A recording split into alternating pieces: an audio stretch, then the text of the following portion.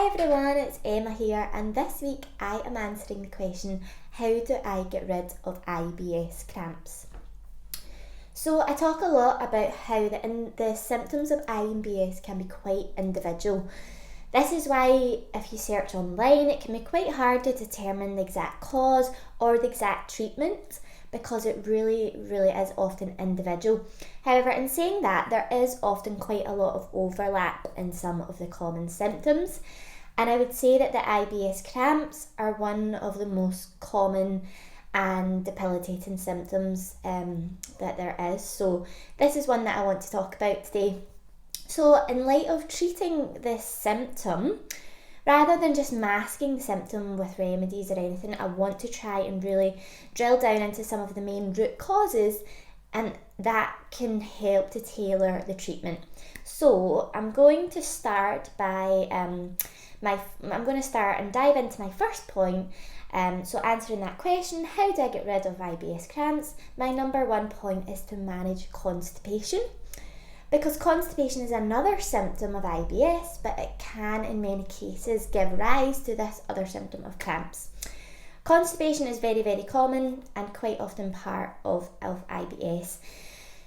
The state of constipation means that we aren't going to the toilet as regularly as we should. There's excess waste building up in the gut. That can become quite hard, quite compacted. That can stretch the gut wall and trigger off pain receptors, and that can give rise to this crampy sensation. There's also the idea that in some people with IBS, their pain sensitivity might be heightened as well, so that could potentially be another factor. So to help manage this symptom, there's lots of diet and lifestyle tips that you can do to manage constipation. I'm not going to go into too much detail, but I will provide a link in the description just if anyone wants more detail on that. But simple tips like drinking enough water but separate from your meals, so that we're helping to keep our stomach acid lovely and strong, which is really crucial for supporting those initial stages of digestion, and which then in turn will then support the digestion further down into the small and large intestine. Bitter herbs are one way that you can really help to support the stomach and therefore help with those symptoms of constipation. When I mentioned the pain sensitivity, magnesium potentially would be one to prioritise and add a supplement in to your diet just to ensure that you're getting enough. Number 2 on my list, again thinking about those cramps, but how can we take a step back and look at the symptom that might be contributing to the cramps, and that is diarrhoea. Interestingly, in many cases of diarrhoea, especially if you've got alternating bouts of constipation and diarrhoea, constipation would actually be the first place to start, because we can often get diarrhoea as a result of a kind of secondary reaction to constipation, so a kind of overflow reaction if the gut is actually quite slow moving and quite full. So firstly, to consider if constipation is also there and manage that first, and if not, we can think a little bit more about the diarrhoea itself. Again, this could be created as a result of the stomach not breaking down your food properly. So not enough strong stomach acid, which is quite common, especially as we get older and especially in times of stress. And then the food particles aren't being broken down properly, and then your gut is unhappy. It doesn't quite recognise them. These food particles aren't in a state that your gut can absorb and manage, so your gut then drives more water in there just to flush it out. It doesn't like the state that it's being presented with.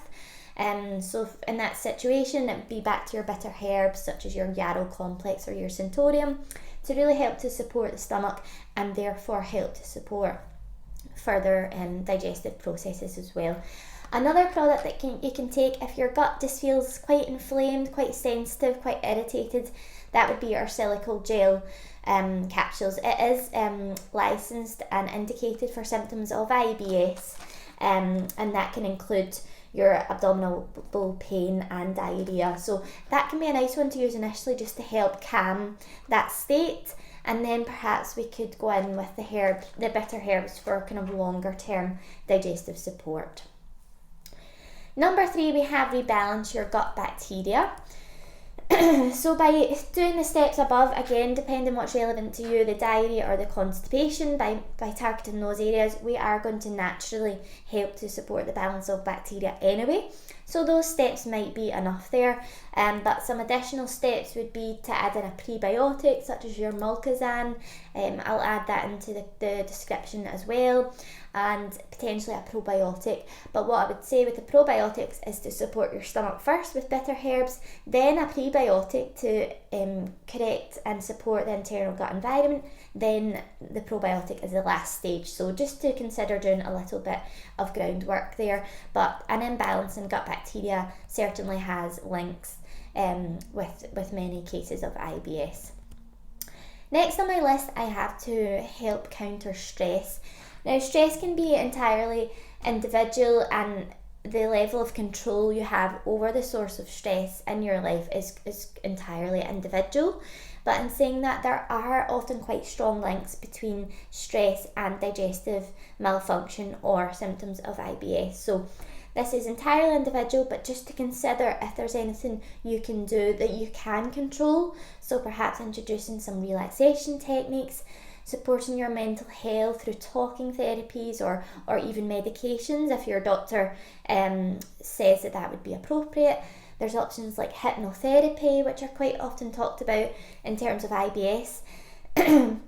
There's options like moving more, stretching techniques, which can help both mentally and physically in terms of your digestion. Sleep is another area. Again, sleep and stress are very, very closely related.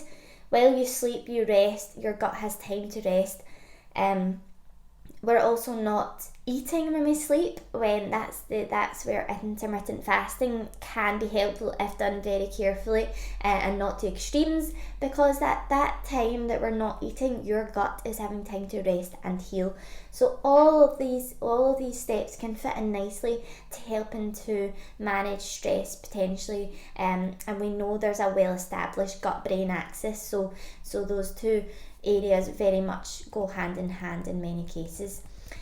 Now, number 5, I'm going to briefly talk about diet. Now, it might come as a surprise that diet isn't my number one piece of advice when it comes to IBS. Of course, it's important, but what I often don't recommend is cutting out many food groups for long periods of time, as this isn't likely to be targeting the root cause. So we're always wanting to be thinking about the root cause. If your gut is in a state of disarray, then food triggers potentially could make things worse, but unless you have a food allergy, it's unlikely to be the cause. So what we would hope is that although cutting some food groups out in the short term may be helpful, longer term we would hope that your resilience to a wider range of foods would start to improve again. So you might have heard some reference to FODMAPs, for example. These are a group of foods, certain dietary fibres, which potentially could irritate the gut and the balance of bacteria if your gut is already a little bit unhappy.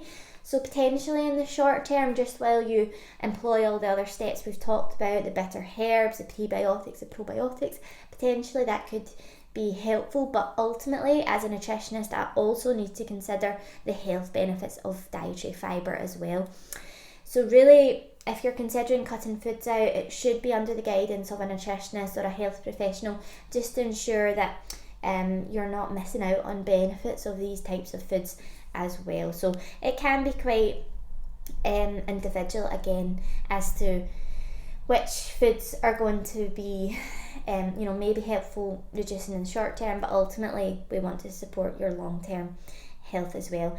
There are also kind of soothing herbs which would be good to add in usually at any stage. So tea such as your chamomile, the herb turmental, which we have in tincture form, is very calming, especially if the gut is moving more regularly, those kind of looser bowel motions. So they can be added in at any time and usually are very well tolerated. Last point on my list is to apply heat. So this is just a quite a quick fix hopefully, and something that you might just do in the episode of a flare up. So I talk quite a lot about this, that heat the way that it works, I always like to talk about how it's actually working. By applying heat to your abdomen area or your back, wherever you feel discomfort, you're helping to switch off those pain receptors, and you're igniting heat receptors as well. So that can just help to take a bit of discomfort. So that's a physiological mechanism for it helping. You've also got psychological as well, that heat is quite often soothing, very comforting. So either applying it to your body or in the form of the teas, which we've mentioned, that's quite often a comfort as well, the heat. But there are also physiological mechanisms if we're applying it to the physical area of our body. So that's me for now on this topic. I really hope that's been helpful. As always, please do ask any questions or leave any comments in the comments box, and I will update the description with any product mentions or links that I've mentioned. Thanks, take care, and speak soon.